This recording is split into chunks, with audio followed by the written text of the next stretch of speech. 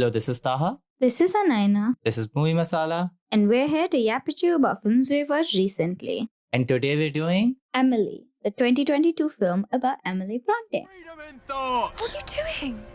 You try. No, you're being silly. I'm deadly serious. Come on. No, someone might hear us. Oh, yeah. They might. Freedom in thought! Freedom in thought! Try it. Freedom in Oh, thought. pathetic attempt. But freedom in thought! So I've been wanting to watch this film ever since I watched the trailer in 2022, but I wasn't able to, and it's finally on Netflix, so I can watch it now. But yeah, just to give like a brief overview of what it's about. It's a semi-fictional film about Emily Bronte, directed by Frances O'Connor. her directorial debut. Yeah, Frances O'Connor's directorial debut. And I have a lot more to say about that later. But basically, if anyone doesn't know who Emily Bronte is, she was the middle Bronte sister between Charlotte and Anne. And Emily wrote Wuthering Heights. And that's all she wrote. And that's all she wrote. And honestly, she's an icon for that because Wuthering Heights is the only classic, and I'm putting finger quotes here, classic book that I like. I absolutely hate every other classic, including Jane Eyre, written by her sister Charlotte Bronte, including all other works by Jane Austen, etc., etc., etc. So Emily Bronte holds a special, special place in my heart, which is what made watching this film fun. To go into the film itself, like I said before, it's a semi-fictional account. And it's like a semi-biographical drama, horror, fantasy. It has a lot of elements to it. And I think overall, put together, they work really well.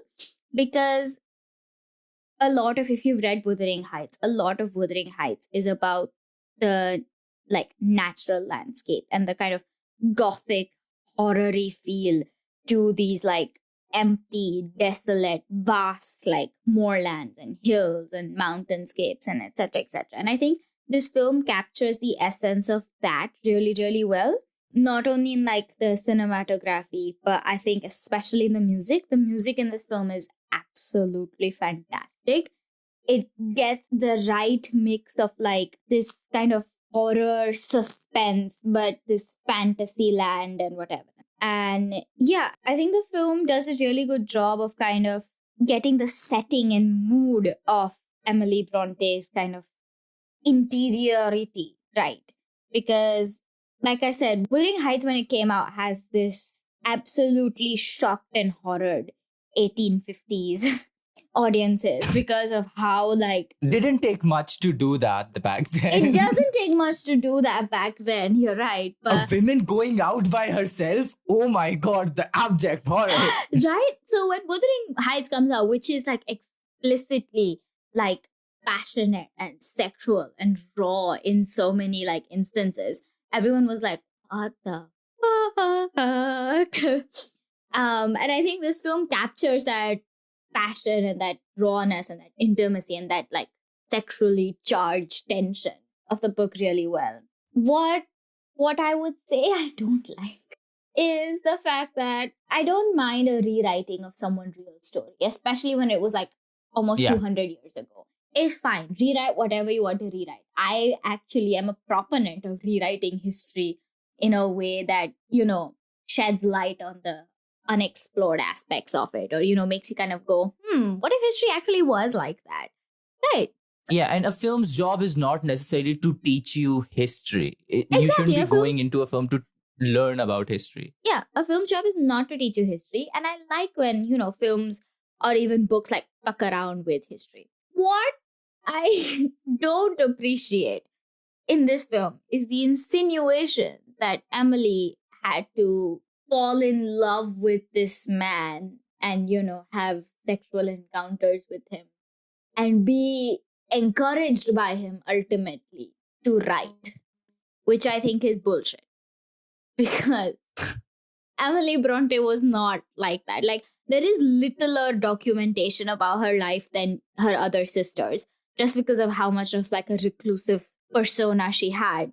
And her early death, of course. But even in the accounts that you do have, she is a wild spirit. She did some truly questionable things. As she should. As she should. I support women's rights and women's wrongs.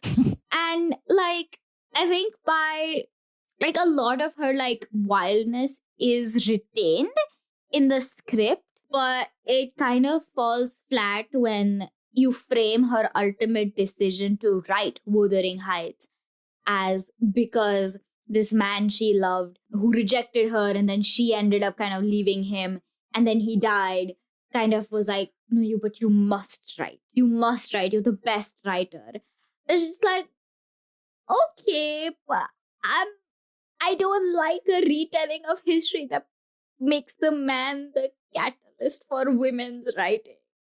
Especially for someone as subversive and like quote unquote rebellious as Emily Bronte, it just feels like such a betrayal to her character, in my opinion.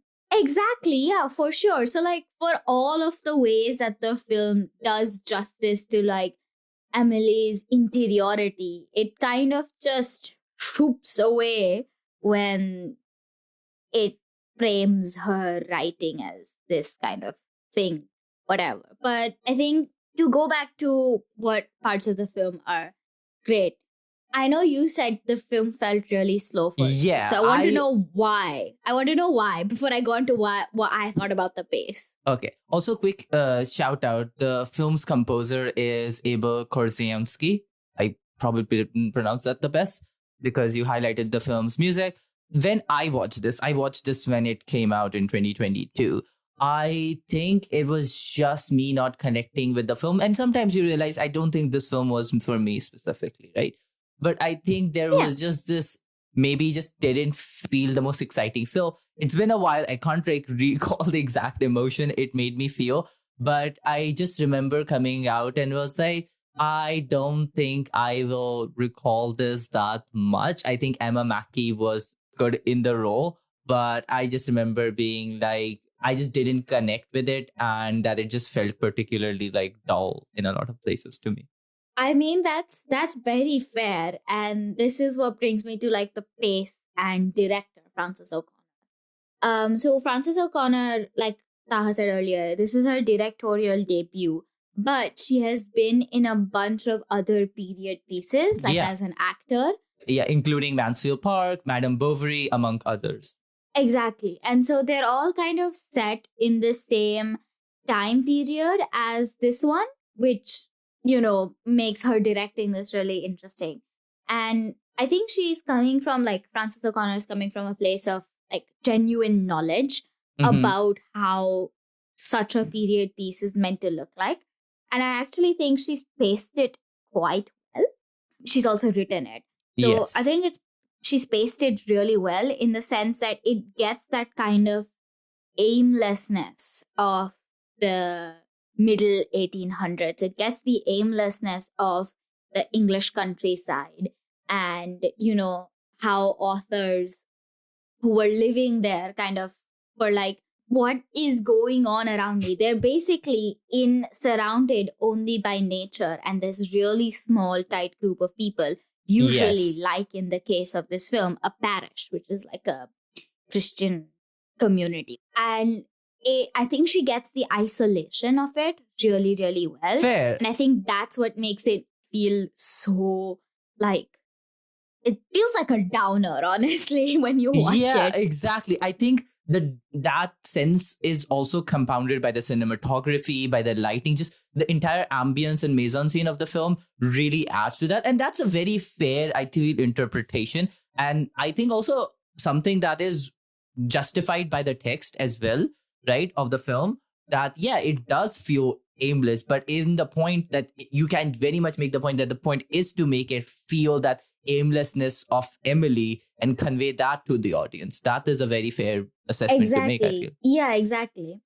And so, yeah, so the pacing I felt was quite decent. And the cinematography, since you brought it up especially, is really, really interesting because it uses a mixture of techniques that you borrow from horror films in the sense of like the camera flashes away from the screen and the kind of distance you have from the subject and the camera or the frame kind of increases in flashes.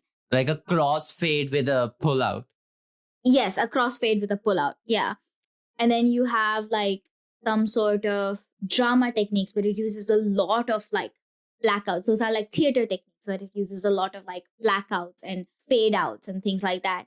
So I think the cinematography it's like a hodgepodge of a bunch of different techniques, which film purists are like, no, that's not right. That's not the way it's done. But I say, fuck that, because honestly, if you're not playing around with the genres of your films, especially when you're making films in these days, if you're not playing around with the genre, if you're not playing around with the technique, with the form, and you're telling a story that is, ancient and well known, shouldn't I say, like old and well known, 200 years what's ago. the Never point? heard What's of it.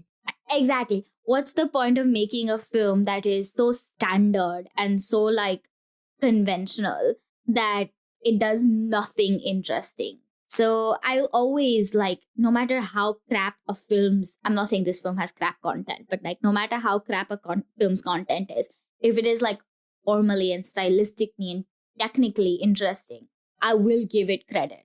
No, So fair I think enough. definitely for this film, Yeah.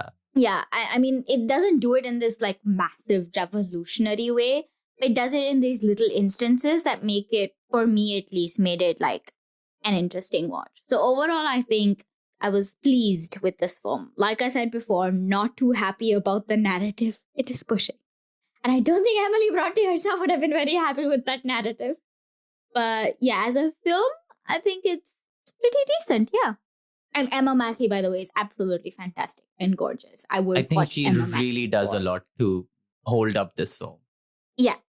Yeah, I would watch Emma Mackey in anything and everything she does for centuries and centuries. But yeah, that was all I had to say about Emily. Yeah, so those were our thoughts. Thank you for tuning in. This podcast is produced solely by us with musical assets from Pixabay. See you again next time. Bye-bye.